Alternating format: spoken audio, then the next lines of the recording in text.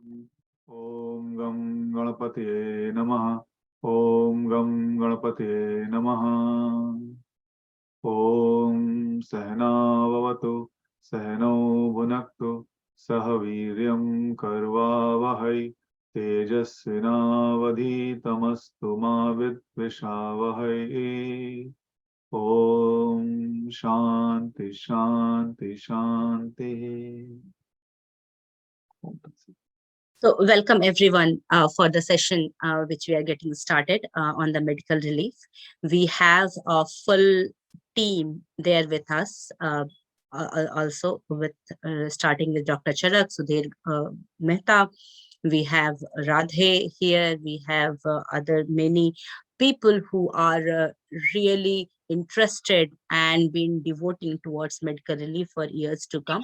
They are also joined over here. So, thanks a lot for being here with us today. And I will share my screen to tell you what's the agenda for the day.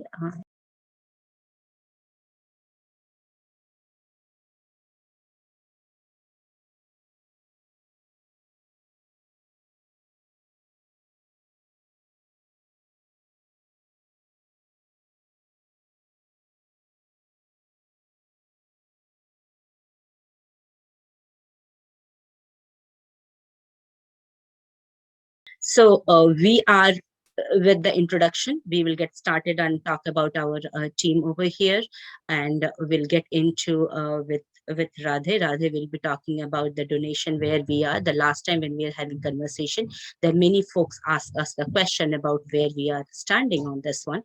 Then we would like to look through the camp updates. One of the recent camp done by Dr. Charak had just completed on December 10th. So we'll get some update, some of the fresh people who got benefited from here, and then many more camp updates will be coming from Dr. K.S. Charak. We would like to pick on Sudhirji for some of the patient cases as his throat allow. He is not feeling very well. We'll ask him a few of the questions from there.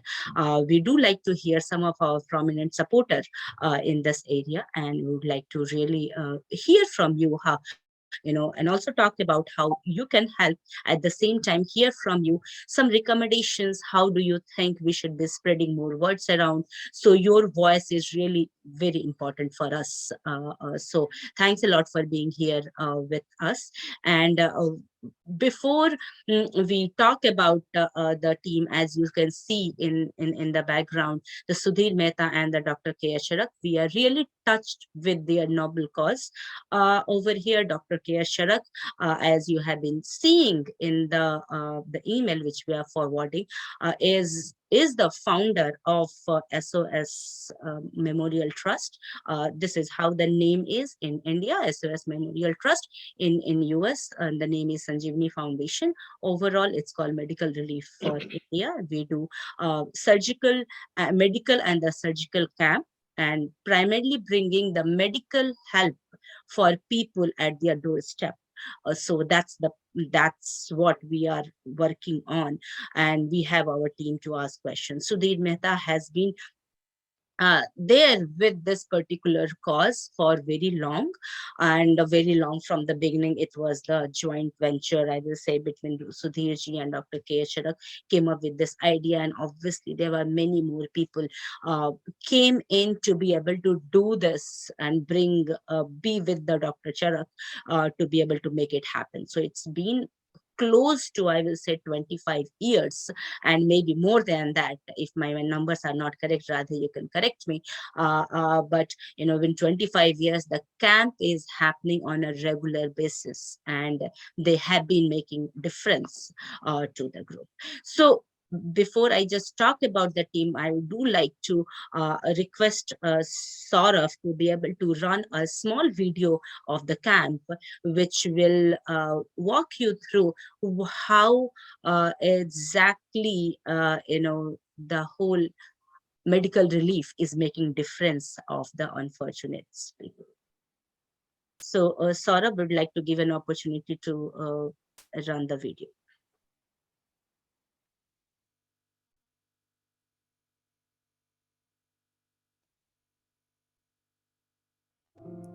Could you spend 5 years' income to cover your loved one's medical expenses?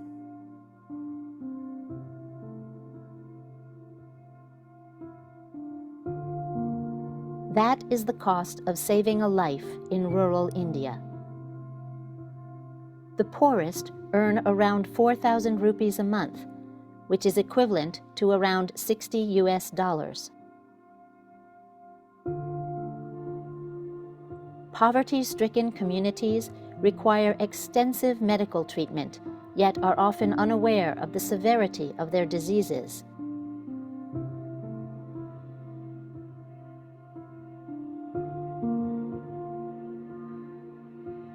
But there's an organization providing hope. The main motivation came sometime during our mountaineering expeditions, when we had to trek to the foothills of the Himalayas. During the expedition, Dr. Charak and his fellow mountaineers encountered many people living in stark poverty, begging for simple medicines. These people were miles away from civilization and had no access to even the most basic healthcare facilities. Back in Delhi, Dr. Charak suggested that they should devise some means to provide healthcare to these people at their doorstep. This was the beginning of the week-long medical camps in far-flung areas, providing free surgical and medical care to those without access. The team now consists of some 300 medical staff. As of 2020, they have treated over 71,000 patients and performed over 3,200 operations, all free of cost. SOS Memorial Trust has provided over $3 million in free medical care as of 2020. But there is more work that has to be done. More often than not, by the time each camp ends, there are still many patients who have not yet been operated on, so they are promised treatment in the next available camp. In one case, a woman with gallstones wasn't able to be accommodated until her 4th visit to the camp. We leave patients who need treatment and we cannot provide them within the 1 week that we have. This has led to SOS Memorial Trust's latest mission to build a permanent hospital to provide care year-round. The hospital is essential in order to provide complete medical coverage in the form of operations, vaccinations, health education, and follow-up of preventable diseases. It would also serve as a launching ground for future camps. Any patients who cannot be given due medical care within the camps can also be shifted to the hospital. A recent government ruling has also imposed legal constraints on operating temporary medical camps. A permanent hospital would provide legal protection from the constantly changing policies. The hospital will be staffed by medical personnel willing to commit to treating the poor and the needy in order to live a life of service. Medical services for poor patients would continue to be completely free. Treatment would also be available to those who can pay and desire care from the SOS Memorial Trust team. We have done enough work in the government, we have done enough work for ourselves. We want to give to the society whatever little we are left with. In order to achieve this, SOS Memorial Trust needs your help to raise $3.4 million for the construction of a permanent hospital. It costs $500 for SOS to provide a surgical operation for a destitute patient. Every donation counts. Can you help?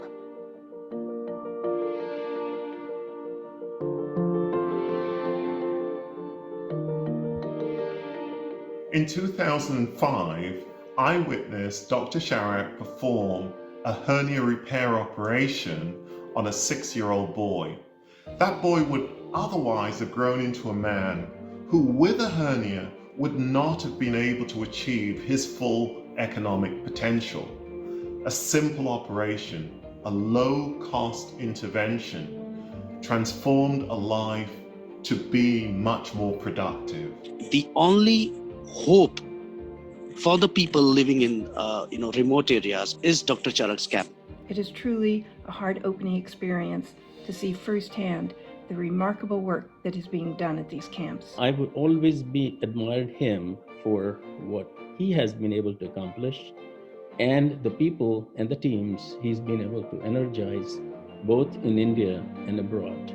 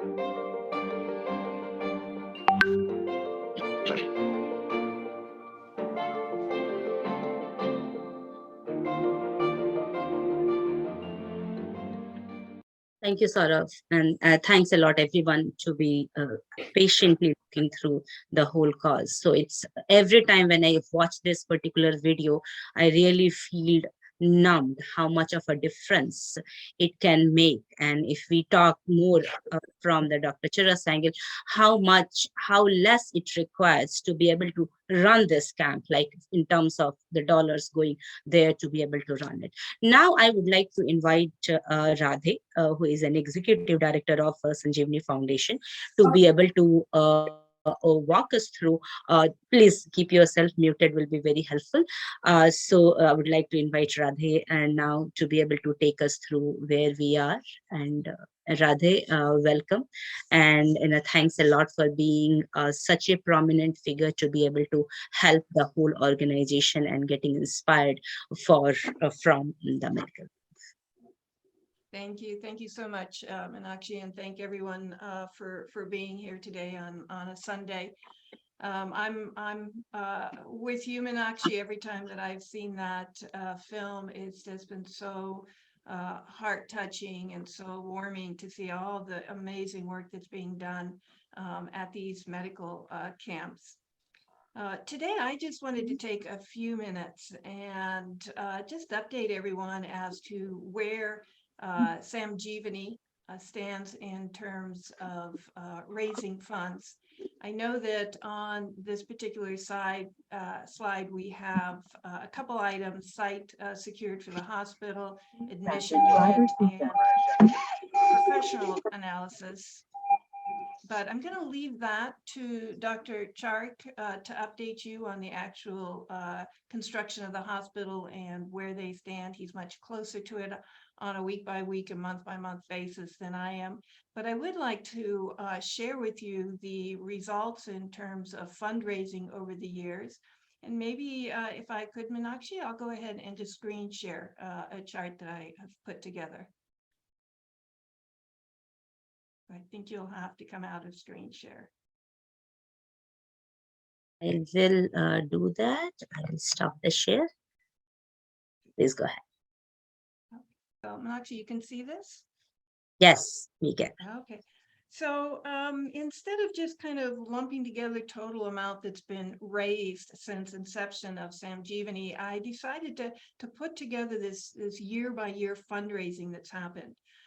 We incorporated the non-for-profit back in April of 2007. So we're in about, I think it must be our 18th year in fundraising. And it's pretty amazing to see the growth in contributions over the years. You'll see down here 2007, when we just opened, just raising under 10,000. And really for the first 6, 7, 8 years, 10, 15, 20,000 was being raised pretty consistently, which we were actually extremely happy for your donations and contributions to these medical camps. But then something happened around 2016, 2017, and we just kind of continued to increase, multiply 2, 3, 4 times the amount that was being raised. We really got some momentum. More of you joined the cause. We had the last few years, Meenakshi and her team reaching out and also fundraising. And you'll see, right around 2020, we broke through the 100,000 mark, which was a big milestone for Samjivani. And really 2020, 2021, 2022, a couple of the things that were really driving the donations were matching programs that were offered by a couple of our donors. We have Roy Dunbar, who is here with us today, and he really started this whole thing back in about 2020 with a 50,000 matching donation program, which we were able to meet and exceed all of our donors. And following Roy's matching contribution, we had Rohit Shankar come forward and put to us the challenge of 100,000 matching donation program. And his 100,000 really spanned over 2 years, 2021 and 2022. So June of this year, we actually met that 100,000 matching program. And, it's interesting because, we've had a few very large donors over the last several years that have kind of put us up above this 100,000 mark. But really, it's also equally valuable, all those that have been contributing, whether it's $5 or 50 or 100 throughout the year. And many who have, gosh, I think even going back 10 years, we have some donors that have been on a monthly subscription program through PayPal, and they've been donating, again, $5, $10, $50. These amounts really add up. And as you can see, they're probably half of what we've been raising the last couple of years. So we are certainly thankful for our larger donors, and just equally thankful and appreciative of all of you that have been supporting the cause of these free medical camps. So I just wanted to share this a bit with you. And right now we've got a couple weeks left. It would be great if we could kind of push through maybe the 125, 150,000 mark. So if any of you have not had a chance to contribute or donate, please do. By the end of the year, we are a non-for-profit organization, a private foundation, and so your contributions may be deductible, and so there's still time to get that deduction in 2022. But I just wanted to share that, and then we can maybe go back to your PowerPoint, Meenakshi.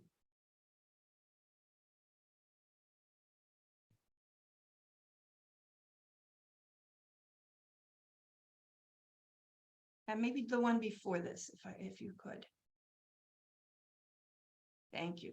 So I just, down here, I just wanted to mention also, it says over 300 donors. We're probably closer to 350, almost 400 donors at this point, both small and large. And interestingly, also, we've had several family offices and several foundations that have also contributed significant money to Samjivani. In addition to the gifts of medical equipment that have happened periodically throughout the last 10 or 15 years. I also wanted to mention, and this has really been an important aspect of the fundraising, that much of the donations in several years were coming through matching programs, not for individuals offering matching, but really through corporations that have a matching program for their employees.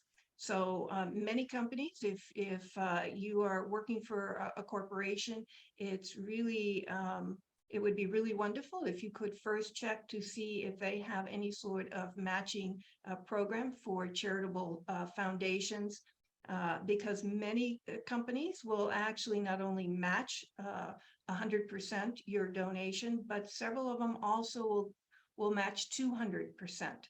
Again, making a pretty big difference. So anyone that is interested in donating and working for a company that has a matching program, just please have them get a hold of myself or Meenakshi, either one of us, and we can work with that organization to ensure that they're comfortable in our 501c3 status.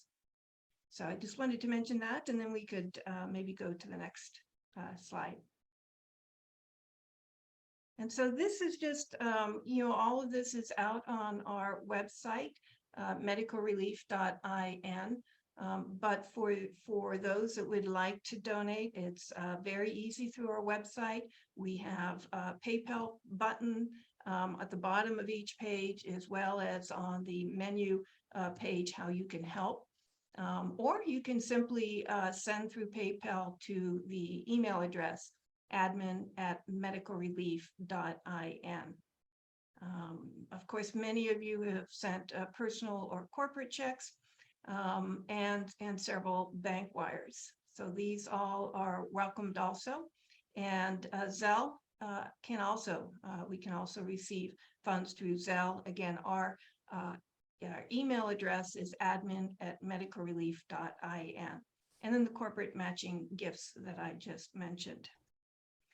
We did initiate a program late, I think it was last year, on naming opportunities. So for those larger donors, there is an opportunity when this hospital is completed to have your name or family name on either a ward or on a door, particular door. And this naming opportunities, all the specifications, again, is on our website, but you can come together as a family or as a group to qualify for these naming opportunities. So it's a wonderful way for us to acknowledge and to thank all of you who have been donating. And of course, volunteering. Many individuals have come from the U.S. And other parts of the world, such as Roy and myself and others. And so, Samjivani really serves as this liaison between these medical camps in India and interested volunteers. So if you are interested, I'm sure Dr. Charik would love to have you come and join the team. And if you could just, again, contact Meenakshi or myself, and maybe just a brief description of your background, we'd be real appreciative, and get back to you on when the next medical camps are, and put you in touch with Dr. Charik, who can tell you a little bit more about the upcoming camps. Thank you.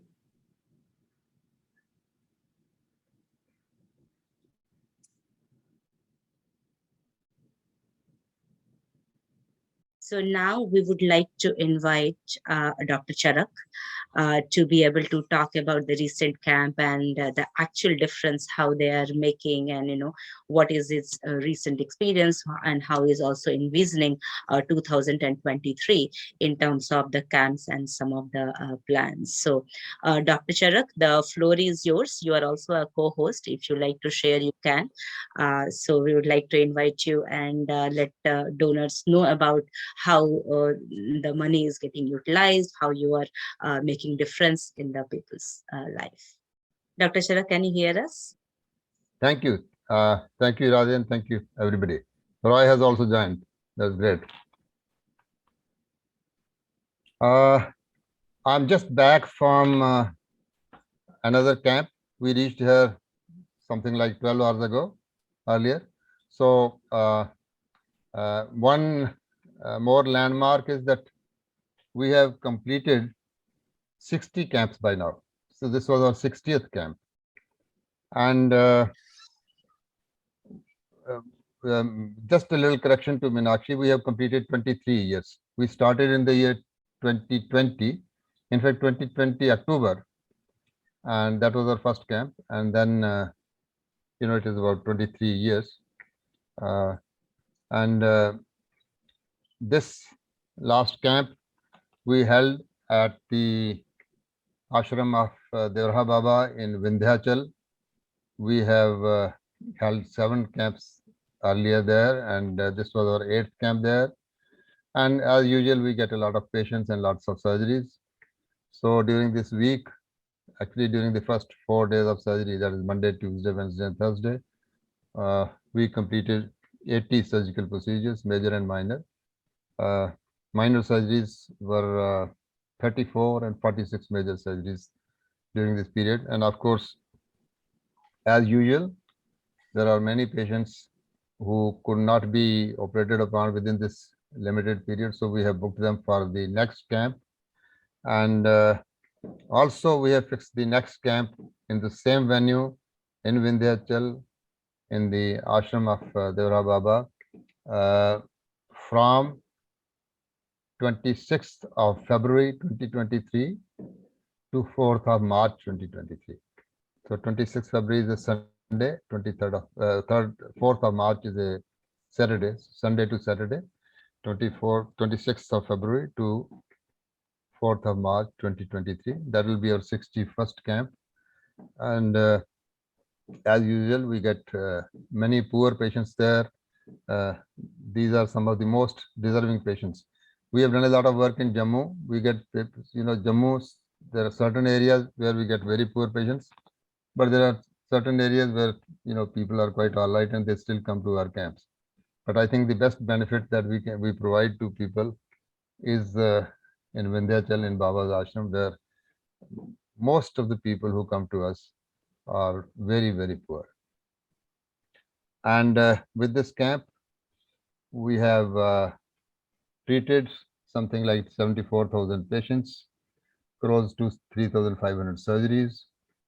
And I think we have covered something like 9 or 10 different venues in North India and 5 different states, including J&K, Punjab, Haryana, Uttarakhand, and Uttar Pradesh.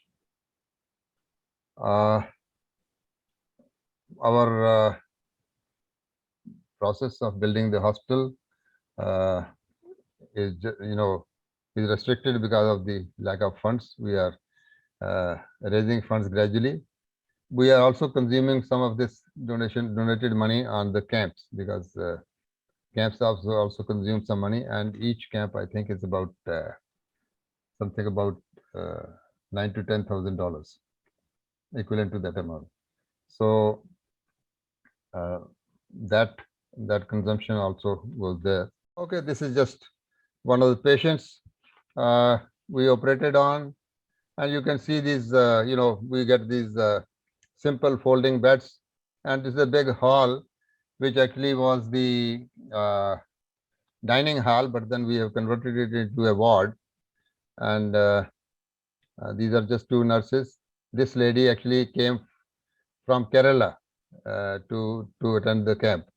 She's a retired nurse, and she was very nice. She came over and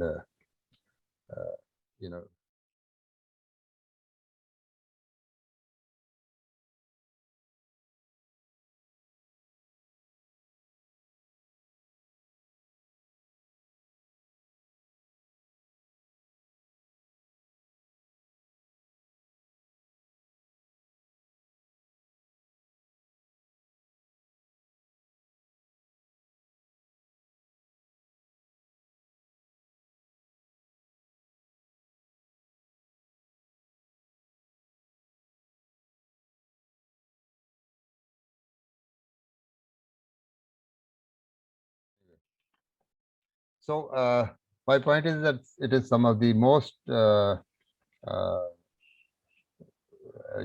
poor patients that we deal with here.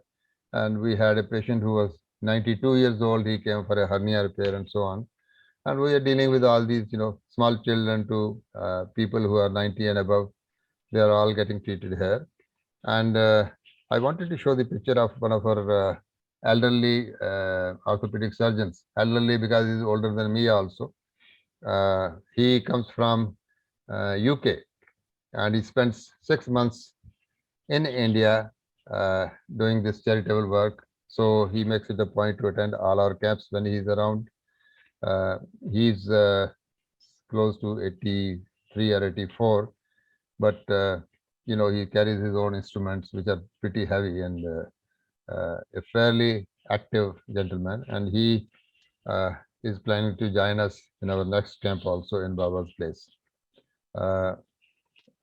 Then I have also got some promise from a couple of friends from USA who have promised that they would join us, gynecologists and some nursing people. They would join us in our October, November 2023 camps later on. So these people are likely to join us from USA. Earlier, we have had people from France, from Latvia, and from Germany, doctors, surgeons, and everybody else, volunteers, and so on. They have done it.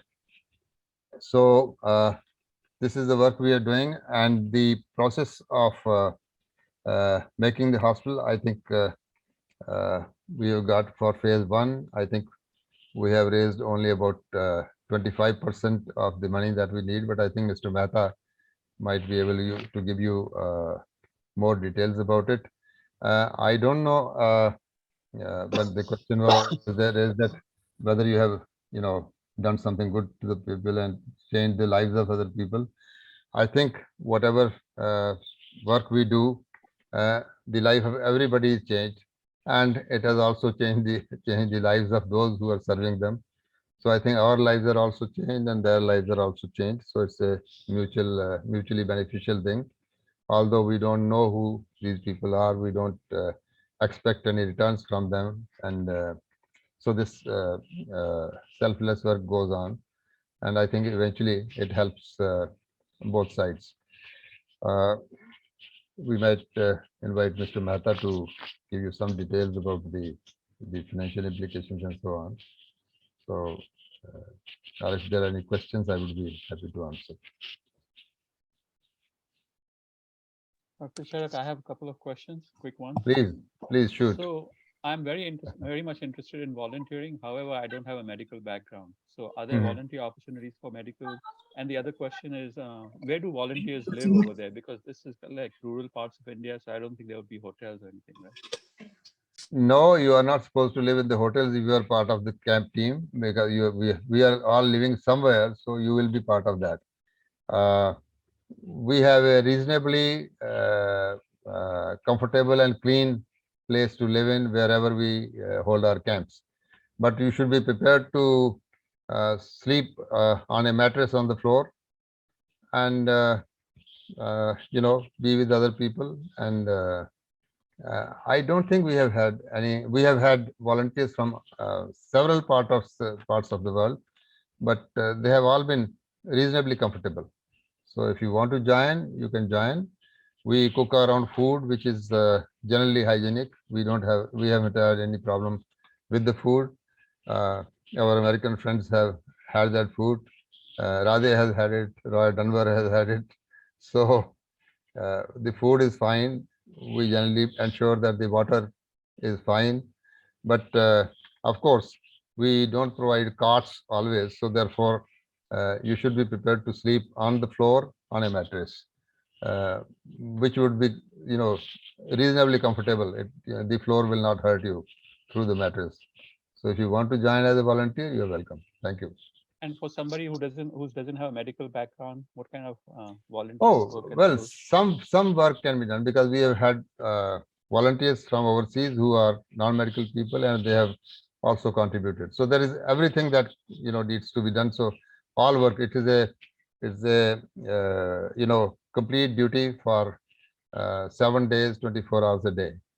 So lots of work, and volunteers can help. We can find some work for you whenever you come over. Okay. No Thank problem. you. Hello, Dr. Charak. This is Simran. Thank you again for all the great work that you and your team are doing. Dr. Charak, question on the slide that I think Radhe was showing, the 1.3 million raised out of, I think 3.6 was the goal. Is that was the total, I believe, she was showing from 2007 onwards. So isn't some of that money, the 1.3, has been used up in the medical camps also? Well, we are using, actually, you see, whatever money we had saved earlier before we started seeking donations in this manner, all that was money raised for conducting the camps, and we saved that money from there. And the donations are adding to that, but yes, we are doing the camps also from that money. So exact figures, I think Radha will have it, and I think Mr. Mehta will tell you. But Okay. yes, we are using that money for whatever we are getting as donations. Part of that money goes to the camps also. And I was in USA last August, and somebody suggested that as long as you don't uh, have a hospital, please increase the number of camps. So we have that intention also. We are planning to increase the number of camps, and in fact, I have talked to the health department in Jammu in connection with this, and there is a certain backlog of surgical patients because there were no proper surgeries done for 2 years during the corona episode. So I've asked them to give us some figures about how many people are there, waiting for surgeries, and if they provide us some of their own hospitals where we can operate, and if they provide us some basic facilities, we would be happy to conduct several camps and deal with some of the backlog which is there. So we are thinking of that also. That also will involve some amount of expense, but I think as long as we don't have a regular hospital, we can put our services in to that use and in that direction. Yeah, thank you, Dr. Charak. That's great idea actually. That way, you're building up the funds also, but at the same time, people are, more Benefit. people can be served in between that time. Yeah. Thank you. Okay. So, Dr. Charak, just a very quick question. So, how much do you think is required to be able to start using the fund for the hospital? So, is it like Mr. Mehta can answer the? Yeah, Mr. Mehta will answer that because for the hospital, we have got some land, but I think we need to build the hospital and equip it. So that involves a lot of expense. Mr. Mehta will have some figures. So we would like to ask some of the questions to Mr. Mehta. So Mr. Mehta, can you just talk a little bit more about where we are in terms of the hospital build and some of the questions? How do you think the foundation can be started, or whatever you think the insight you can provide us will be very helpful. Thank you, Meenakshi. We have invested 0.32 million in land and preliminary construction. For phase 1, we need 2.5 million, and till date, we have managed to save about 0.5 million. That means that we require another 2 million to start the construction work. And we do not want to start the construction unless we have all the money required, so that we don't stop the construction work midway. So since 2000, we started our free surgical camps, and as many as Dr. Charak rightly put it, as many as 74,000 patients have been treated freely, of which around 3,500 surgeries have been done. And coming on to some of the cases which Meenakshi wanted to say, that how things have made a difference. We had a camp in Bani, which is about 200 kilometers away from Jammu. And on the penultimate day, an elderly person was brought on a charpai, that is a temporary makeshift stretch, and she had multiple complications, and the local doctors had refused to treat him because of their efficiency not being there, and suggested that he should be taken to Jammu. But taking the patient to Jammu all the way 200 kilometers would have meant that he would have died on the way. So the relatives approached us with a request that we should do whatever is to be done. And our team of surgeons struggled and ensured that the problem was taken care of. And that made a difference. All the patients and the relatives of the patients with folded hands, with tears in their eyes, thanked us for that. Another case is Dr. Day. Dr. Charak was telling that Arun Kumar Day is our orthopedic surgeon who comes from UK. And during the camp, he goes around the village talking to people and shortlists some of the children who had met with accident, but who could not be treated. And as such, the bones were not properly set. And so they were handicapped. And those children were brought to our camp. And he did as many as 20 to 25 surgeries to set right the limbs, and so that they could have a normal life. In our Vindhyachal camp, we had many cases of hydrocele. And in one camp, we did about 110 surgeries to take care of the people. So that way, in each and every camp, one or the other patient gets treated, which makes a life different for him. And that, in short, is that. And coming on to construction activity, as I said, we look forward to major donations so that honestly, maybe in a year's time, we should be able to do it, because we have been hoping that we would have started this building construction, but for reasons beyond our control, we have been handicapped for want of funds, and we are waiting for big donations to come through.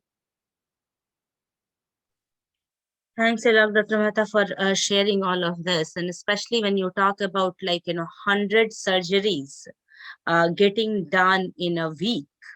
Oh my God, it's a big difference in the people's life. It's just looking numbers over here, but you know, we can't even put the stuff together when we are talking about within a week having so many surgeries. Actually, So, go I ahead. want to add a little modification. Sure.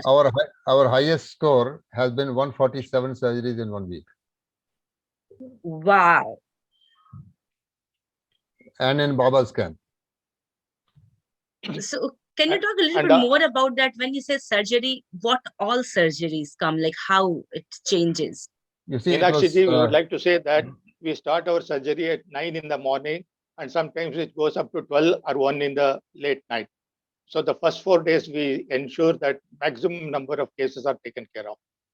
And that is how the numbers come in. Dr. Charak. Yeah, sir, as I told you, Meenakshi and everybody, that it is a complete full-time duty for 7 days, 24 hours a day. And when we stop doing surgery depends on the number of patients that we have booked on that particular day. We do major surgeries on, we start the camp on Sunday. So we do major surgeries on Mondays, Tuesdays, and Wednesdays. And Thursday, Friday, we do surgeries which, don't take much time to recover from, so that we have every patient settled, by Saturday, because we major, main team leaves by Saturday. So in this particular camp that I'm referring to, this was also held in Vindhyachal, in Hans Baba's place, in Vindhyachal, Dera Baba's place. And that camp, we had 70 patients who were hydrocele patients. And we put up 3 different tables in the same room, and the 3 teams of surgeons were operating simultaneously. And, we were doing something like 30 to 35 surgeries in one day, 12 or 13 surgeries on each table. So we could manage to do that much. And even that, after that, we still had some patients, who remained untreated, and we asked them to, come to our next camp. So that goes on, but you see, The actual number of surgeries and the number of patients that we see, it varies from place to place. We get a large number of patients when we go to Vindhyachal because there are many poor patients who need attention. In some of the other areas where people are, well-to-do, many of them prefer to go to private hospitals. But then there are many who know about our camps and they come, they travel long distances to reach our camps. So the number of surgeries we do or the number of OPD patients, that varies from place to place.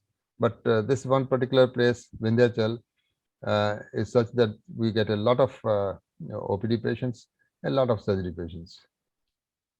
Sir, they wanted to know the types of surgeries we do. We have done a very large variety of surgeries, much beyond what the subject of general surgery can include. So we have done abdominal surgeries, gallbladders, appendices, and operations on the liver and bile duct and so on. We have done resections of the intestines. We have done hernias, hydrocele, piles, fissures, fistulae. We have operated on breast cancer. We have operated on at least one patient of gallbladder cancer who I operated upon, and she is doing well. We have operated on breast cancers. We have done, skin cancers and so on. We have operated on the thyroid. We have operated on the submandibular glands. We have operated on the parotid glands and so on.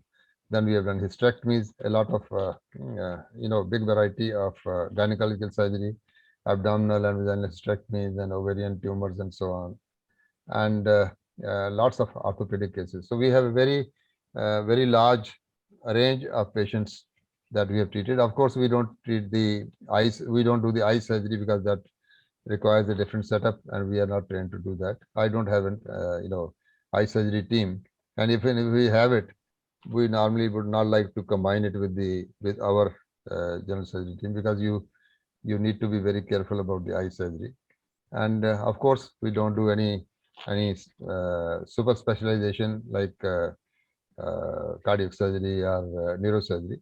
But we have done a lot of urology. We have done prostates, we have done kidney removals, we have done kidney stones, we have done urinary bladder stones, ureteric stones, and so on. So we cover a large range of patients. Oh my God, this is too much to hear all of this, how the patient would have been waiting for years to be able to get it operated. So with that, I would like to also invite Roy, who has been seen all of this happening and how he has got inspired. And I think he had attended one of the camp in 2005. So Roy, do you like to add some of your experience and how do you think you got inspired and some of the experience which you had? Actually, thank you so much. I hope I can be heard. Yes. Really. Thank you.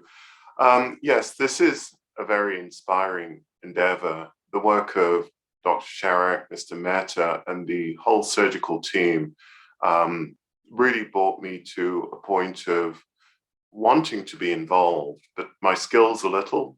I am occasionally able to raise some money. And so, I decided that that was the best way for me to be involved, to provide donations periodically for the work that I saw. Actually, I attended a camp in 2005, and it was at Hans Baba's camp, the same camp Dr. Sharak described in Vindhyachal, which is in Uttar Pradesh, close to a set of villages around Mirzapur. And interestingly, it is close to Benares or Varanasi, which is a great city in India, one of the oldest centers of learning. And so I combined my trip to the surgical camp with a few days beforehand in Varanasi. And for those from the West, from the US, who were thinking of attending one of those trips, that would be a fantastic combination because I think there's only about 40 kilometers from Varanasi to the camp itself. So wonderful culture, wonderful philanthropy. The fact that Dr. Sharak and his team of doctors and nurses and administrators give their time free, totally free, to make such a difference in the lives of people who otherwise would be handicapped with a tremendous medical burden, makes this a cause that really excites me and has kept me involved for what is now 20 years. And I hope that perhaps next year, in the latter part of the year, I would be able to return to India to visit and partake in another camp. There are 3 or 4 people who've already asked me, when are you going next? I'd like to go with you. And to the extent that we can arrange a group, it would be fantastic to do so. So I won't say any more than that, other than I hope you've gathered that I'm fully engaged in this. The work is great. And while there is a lot of need in the world, I have a tremendous trust in this team, in Dr. Sharak, Mr. Mehta, the doctors and the nurses, to actually take the contributions that we make and to deliver them without any loss of value and deliver them directly to the patients. Very exciting, great work. Thank you, Roy, for sharing that. Because more I talk to you, I does feel like to be a part of the group. So we will ask people, as Dr. Charak has already mentioned, the next camp is coming on 26th of February till 4th of March. We will spread the word and let the people, whoever would like to join with us, we will try to have a group who can come and join. Undoubtedly, even from the seva and the service perspective, it's always said, instead of just donating, you also be a part of it, because that's where it becomes real, and you also get to see the cause and you get inspire yourself much more than that. And we believe on the team, so why not? You do go to India to visit, and I know there are people who makes a difference, and you feel proud of something which you have done and contributed to the society. So we'll definitely like to invite people, and we'll spread the word for this, whoever, especially in the volunteer groups, if you like to come along, we will be happy to do that. Yeah. So, and with that, I see Saurav raising hand. Saurav, do you have something to add? Yes, I actually have a couple of questions, if that is okay. Go ahead, please. Okay, so I have 2 questions. The first one is probably more directed towards Sudhirji, and second towards Dr. Charak. The first question, Sudhirji, that I had was that I know that we have talked about that these people who come to the camp, they are really poor and destitute, and they really need a lot of help. However, I was also wondering if there is any pitch made to these participants that in future, I mean, now that these people have been served for last 15 years or so, if they could also contribute towards sort of a paid forward kind of methodology, right? That now, like Roy mentioned earlier, that with the operation of this boy who was having an hernia, he probably was able to realize his full economic potential. So if we make a pitch to these people, they are more emotionally connected to this effort than anybody else sitting here in US or anywhere else in the world, right? So these people may be a little bit more, and then they may have sons and daughters and uncles and aunts who may have some capacity to. So I'm just wondering if that is something that has been thought about, or that it doesn't have to be very persuasive, but maybe a small nudge just for the sake that we are not losing anything on the table. So that's question number 1. And question number 2 is more directed towards Dr. Charak, that at least here in US, there is a growing realization that the cost curve of medical care is exponentially growing, and there's a lot of focus on prevention rather than on therapy. Prevention not only through modern medicine methods, but also what is known as quote unquote alternative methods. Is that something that is on the radar of Sanjivani Foundation as well or not? So those are the two questions. Thank you. I'm sorry for the long-winded. Thank you, Saurabhji. As far as the patients with whom we are treating so far is coming from very poor background. And in Vindhyachal and UP, 2 square meals are not available to them. But then when the camp is on, they just come and see that their ailments are taken care of. And it is said that many of them don't take a bath even once in a month or once in 6 months. And they change the clothes once in a year. That is the situation and all that. So expecting anything from them is not there. As far as Jammu rural is concerned, some of them are affluent, but they still come to our camp because of the quality of surgery we do. And then there is a good possibility that once the hospital is done, we would ensure that they pay for their treatment so that the poor people are taken care of. That our plan is like that. So the extremely poor people get free treatment, and those who can afford the treatment will partially take care of the cost of the taking care of the poor patients. That is the scenario. And sir, right now we are not inclined to get any benefit from the people whom we have done any good. So I think it is better that we don't expect any returns from them. I wouldn't normally. As far as the question of alternate medicine is concerned, I think more of alternate medicine is practiced in India than elsewhere. And many patients who come to us, even for surgical problems like gallbladder and appendix and so on, even they have taken a lot of alternate things which are not really helpful.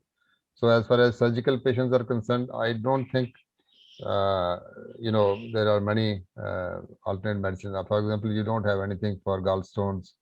You don't have anything for maybe cancers and things. Although people claim big things. So, but yes, if we do come up with a hospital, in fact, the architect who has made this building plan for us, he has also kept a certain area for Ayurvedic treatment and alternate things.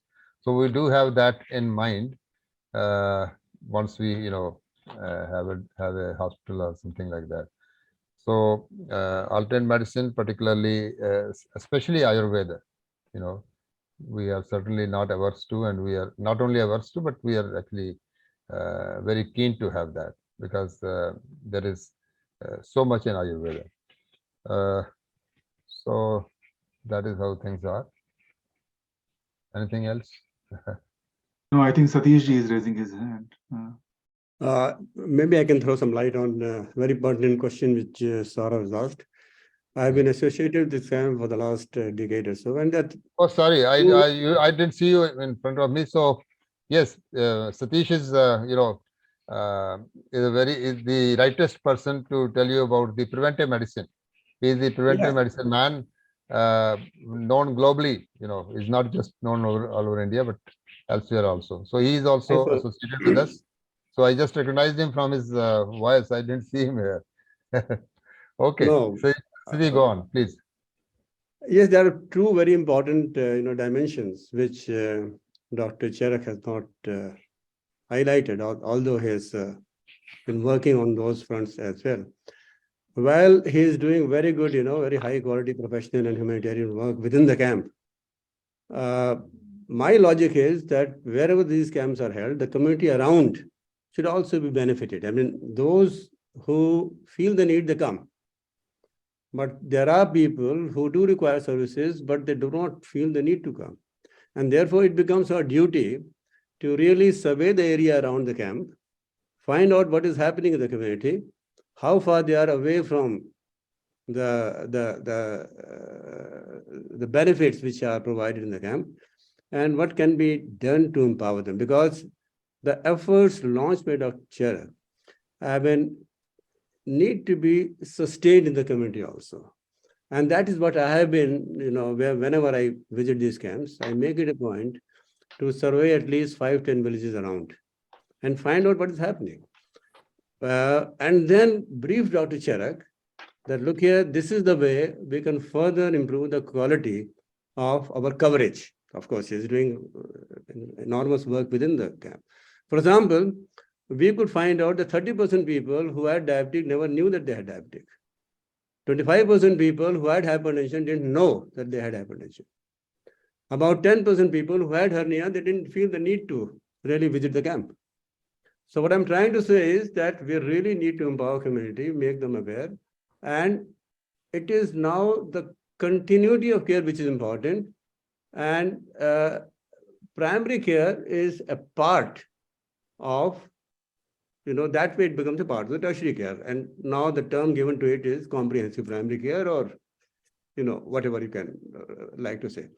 So this is one dimension, making community aware of the camps, what are the facilities available, and how to empower them to seek care, not only from the camp, but also from the government facilities around. That is one thing. And the second important aspect, which we are trying to sort of put in place, is to link these efforts with the ongoing schemes of the government. Of course, not much success has been achieved, but we have already submitted application to the government. We have put in the proposals saying that already government has the policy to support voluntary efforts.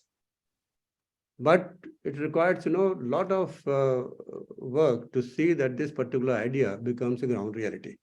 So what we are trying to do is to visit the ministry, tell them that this is the surgical team, this is a medical and surgical team trying to provide services. And there are so many government infrastructural facilities which are lying unutilized. And why can't we make use of that? That's number one. And secondly, there are schemes in the government where such services are supposed to be supported. But it requires a lot of legwork. So that is another area where we are actively involved to see that the government is fully aware of what we are doing, and also try to share part of the cost of the surgical camps.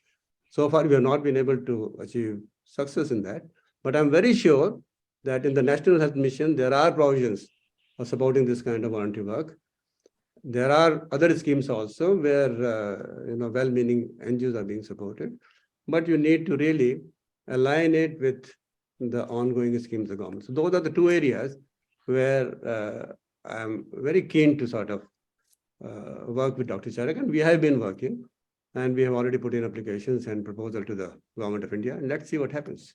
Yeah, So, Satish, there is another menace that is coming up, and earlier people know about this Punjab, about the drug menace, but I think it is much more prevalent in Jammu area, and people don't talk about it, although people know the source of drugs and the people who are distributing drugs, but the government is not taking any action. I don't know how to deal with that, but I would certainly need your help to help some of these people who want to quit addictions, and we should work together in that area also. The fundamental point, Dr. Charak, is that wherever the camp is being held, we cannot remain, say, unresponsive to the local needs. For example, you told that in Vindhyachal, it's the hydrocele filarial problem because of filariasis of the local region. So you have to give more attention to the local problems. Now, if you are holding camp in Jammu, I think the medical professionals will really have to provide focal attention to the problem of drug addiction, substance abuse, and so on and so forth. I think this is what is required now to really add another facet to the laudable work which we are doing.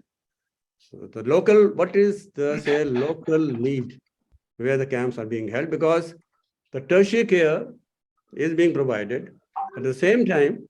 So I think in Jammu now is the problem of substance abuse. We take care of that. Similarly, in India, we are facing triple burden of disease like rising incidence of non-communicable diseases, resurgence of communicable diseases, and then of course, all these road traffic and trauma cases. So while we continue to work as an expert in the surgical sphere or in the medical sphere, I think we need to see what is happening outside in the community, because India it's very diverse. So we can't close our eyes to what is happening around us. And I think I see no reason when such good work is being done in Vindhyachal. I think at least 10 villages around that, their health status should automatically improve, because of the message must permeate, and the best way to help people is to empower them with the knowledge, with the linking them with the facilities available, so that they can help themselves. They can come to the camp, they can even go to the government facilities. The basic idea is to really improve the situation all around. Those who are coming to the camp, we are taking care of them, but there are so many whom we can't take care, and then it's our job to provide services to them. Maybe it's not possible through the camp, maybe through the government facility, maybe through somebody else, but that should also become, another dimension where this particular camp should work. That's a great point, Satishji. Thanks a lot. I'll probably connect with you directly through Dr. Charak. Sure. Just last week, I was talking to a group of people, and I was told that the government has started creating these one-shop window, pretty much on the lines of the ration shops that we used to have earlier, the public distribution system shops. And they are looking at providing all services, whether it is Aadhaar card, whether it is, death and, birth certificate, marriage certificate, this, that, through that one single shop. And this group that I was talking to is working with the UP government itself to start providing some very basic healthcare diagnostic facilities within that shop.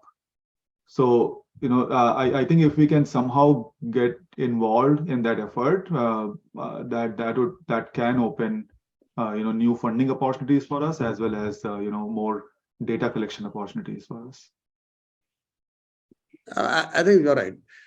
But I very strongly feel that whatever we do should be sustainable. Yes. So, instead of, starting in an episodic manner, we must be able to identify what are the existing systems in place, where they are deficient, and how can those gaps be filled. For example, whatever you're saying, very close to the camp, wherever, in Jammu or maybe in Vindhyachal, we have, this health and wellness center, which has, facilities to provide, diagnostic services, but they're very much underutilized, right? Very much underutilized. People don't go there for the variety of reasons. So if we can really find out why they're not going there, something can be done to help those people, right? And that health and wellness center should also be made, functional. And if they want their capacity to be built, if they want, some kind of, other support, we can provide as professionals. So the point which I'm trying to make is that we must find out what are the existing services available, which are not being put to use, but people are not utilizing that, why they're not utilizing that, and how to make those services functional. What you say is absolutely correct. Now so many, governance experiments are taking place, integrated approach to address people's need, not only in the area of health, but also in other development areas. So those efforts are going on. At the same time, I think there are existing facilities in the government setup which are not being fully utilized. And the easiest way is to really make them functional, around the camp at least. Great point. Yeah. And we will be able to save the cost also. We will be able to generate funds, we will be able to save cost. Great, thanks a lot. It was a very beautiful discussion, which went in the direction of how to prevent this part and how to spread this. So, I would like to also, I also see Raspal in the background. Raspal, do you like to add? I know you have been attending some of the surgical camp and you've been in the journalist area. Do you like to add something to the camp part? What was your experience and how did you get inspired towards it and been spreading words about this? And I also know one of your son has got benefited when he was very small, and his life really got changed. So anything to add from you? Minakshi, thank you for giving me time for this conversation. I must say we were talking about the number of surgeries we are doing in these camps. But I'll tell you, whenever some minister of health were visiting our camps, they were appreciating the work and they were saying, please, they were asking their doctors to come and see how these doctors or this camp operates, because during a week time doing 150 surgeries is not an easy job. It is very difficult, and I must say that the results are 100%. Like, patient who comes with a hope, he return with a smile on their faces. That is very important in the camp. That's why people wait for a year to get treated in that particular camp. Why I went to the camp with my son, because I knew that if my son will be treated over there, we will return with a smile on our face.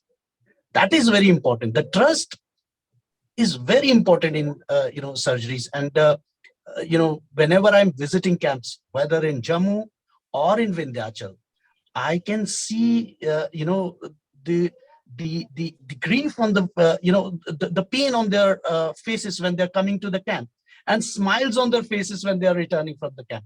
That is very important. And uh, I wanted to be in the camp every time Dr. Charak is going, but unfortunately, I'm not able to join the team. But I must say that this type of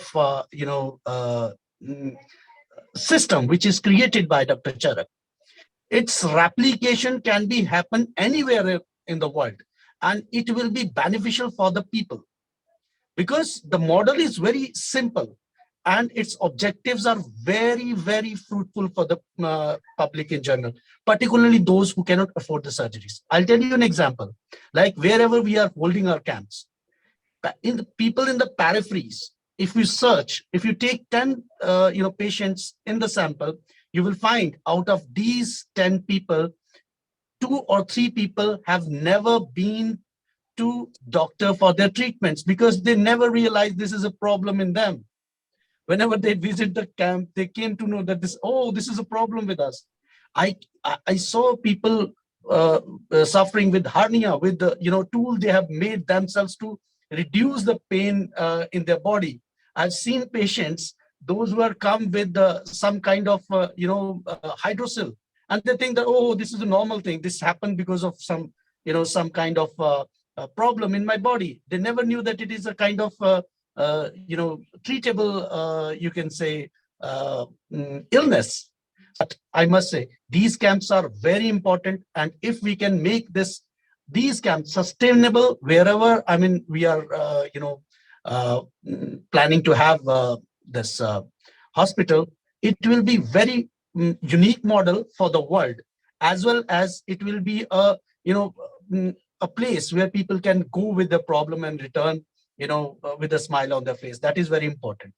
I'm very happy with Dr. Charak, and I feel proud of being, associated with this team. I'll tell you, being a journalist, I came across many people, those who are doing charity work or they're doing medical camps, but the kind of dedication I've seen in the Dr. Charak's team, and the kind of enthusiasm I see in the team when they're going, and the satisfaction when they return from the camp, it is really, I cannot express in my words. I must say, we must help in whatever manner we can to make this sustainable kind of system for this particular place, and let people get benefited from such kind of models, because this is very unique in type. The doctors, those who are coming, they are not taking anything. They are coming volunteer. And the surgeries which are costing 1 lakh, 100,000 rupees in capital cities, they are getting benefited without spending a penny from their pocket. So this is very unique model. I must say that, we must help in whatever manner we can. And I'm always, very grateful to Dr. Charak that, he is always meeting people with a smile on his face, and he never feel pained, even after returning, from a week-long camp. With his illness, he's sitting with us, and, he's talking like, he's not having any problem. So I must say, we must help in whatever manner we can. I'm ready to help. Whatever, I can do, I will do. And whatever Dr. Charak or you will do, I will be part of that particular, effort, irrespective of the place, conditions. That is my, assurance or my pledge to all of you. Lovely. Thanks a lot, Rasfal, for sharing that. Definitely it makes a lot of difference when we hear from the people who have seen things happening and seeing from last 23 years, how they are making a difference in the people's life. And we know the surgeries in the people's life, or the medical need of the people, it's a lifelong journey when the people really save a lot to be able to get operated. And and each person's, we are talking about 146, but each person is contributing how much in their household, and how important is the person, that is seen when, and there is something you're suffering through for years to come, and then it's getting solved. So with that, I would like to really ask, we are just 5 minutes away from closing the session. If there is any burning question, we will take it. Otherwise, we will get more towards, letting the team go. So I see a comment from the Marian Cook coming from, thank you, Dr. Charak, and all for this for this very important, skillful work. Let me just open the comment, and I'd just like to read it loud over here. So thank you, Dr. Sharak, and all for the very important, skillful, and compassionate work you all are doing, and are manufactured sustainable building under consideration for the rapid construction. Who owns the land purchased for the hospital in the perpetuality? So this is a question coming more for, I think, Mr. Mehtaji. So Mehtaji, the question is more into who is owning the land purchase for the hospital, as well as are the manufactured sustainable building under the consideration for rapid construction? Part of the question I think I can answer, that this land that we have, it belongs to the trust, the Sri Omkar Singh Memorial Trust, and the trust is planning to build a hospital. So, we are part of it. For example, Mr. Mehta is the chairman and the trustee. I am also one of the trustees. So the land that we have acquired, it belongs to the trust, and we have some technical problems also in building the hospital. But then before that, we have the financial constraints.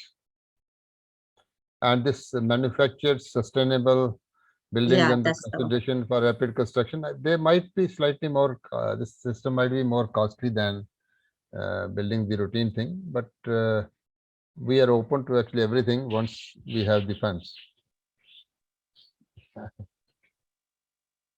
Yeah, Mehtaji, do you like to add something? No, Dr. Charak has already said that. And yeah. Dr. Charak, is there a reason why this particular city was chosen, or town was chosen for the medical camps, and other camps held in different locations in India, or just this one? No, we have been doing camps in several parts of northern India. You see, the main focus has been that we should work for a week, so we should have a week-long camp. So, and then many of our people are government workers, so they have 6 working days, Monday to Saturday. So we try to start on a Saturday evening when they are free from work. Then Sunday they have a holiday, and then they have to take 6 days leave rather than, if you have Sunday in between, then they have to take 7 days leave. So just to, have, this sort of convenience where people working in the government institutions can also join us, we do the camps from Sunday to Saturday. Why do we do it in North India only? Because you see, we want to start on a Saturday and reach our destination by Sunday morning so that we can start work on Sunday. So we do not, uh, hold camps very far away where reaching would be a problem. So, for example, if we have to go to Srinagar, Kashmir, then we may not be able to reach there uh, on a Sunday morning if we start on Saturday evening.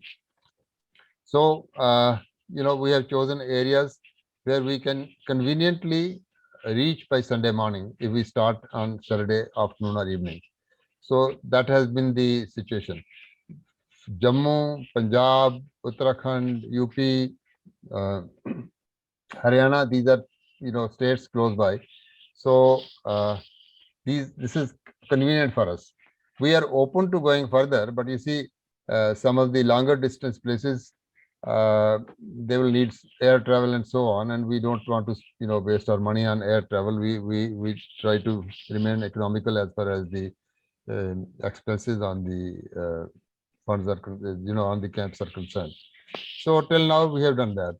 The farthest place that we are doing is the Jammu region of the Jammu and Kashmir state, and we have known some people there. So therefore, it was convenient to have a piece of land, acquire a piece of land there in one of the villages, and we thought that we'll construct something here.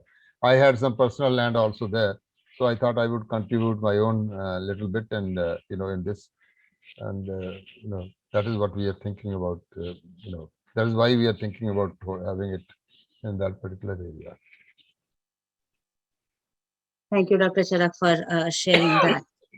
Very so we see a lot of people who is getting inspired. So I see a comment from the Don saying, Dr. Charak, Meenakshi, Radhe, and everyone involved are profoundly inspiring and moving seva being done.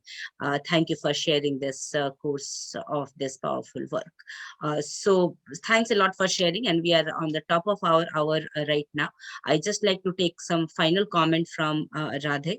Radhe, just like to hear a final comment, and with that we will close the session. Sure, thank you. Thank you. And this has been absolutely wonderful, Meenakshi, this whole session. And I've learned several new things throughout this, some of the new initiatives that are being done, and just the update in general on the camps. I would just say, but while we were in this session, I actually received a couple emails from those that have had to leave since, asking about wanting to send checks as a donation and needing to know the address. So that's probably something that I did not include in my original talk, but all of this information in terms of who to make the check out to and the address and our 501c3 tax ID number and tax status is on Medical Relief's website. And so you can go there, or you can also just email Meenakshi or myself. But good news is that it looks like as we were all speaking and coming together, that we are raising some money here. So really wonderful to hear. Yeah, lovely. Thanks a lot, Radha. Yeah, Dr. Charak, you were No, saying thank something? you. That's all. No, nothing else. Thank you. Thank you. So really good to hear that. Saurav, if you are around, we would like to close with the closing mantra. Sure. Yeah, I'm here. So thanks a lot, everyone, for joining today. Thank you, Meenakshi ji. Thank you, everyone. Thanks a lot. It means a lot to all of us, the support that we are getting. And I mean, just showing up itself is, as Radhe said, on a Sunday afternoon. Thanks a lot for being here with us. Let's do the quick mantra and we'll close the session for today. Om Sarve Bhavantu Sukhinah, Sarve Santu Niramayaha, Sarve Bhadrani Pashyantu, Ma Kaschid Dukkha Bhag Bhavet. Om Shanti Shanti Shanti. Thank you, Saurav. Thanks a lot for everyone for being here with us, and looking forward to people in the camp, and also spread the words and do send us your suggestions. We are here to hear from you. Thank you. Thank you so much. Thank you, Dr. Sharad. Thank you. Thank you. Thank you, Thank Dr. you. Satish ji. Thank you, Mehta Saab. Thank you. Have a good day.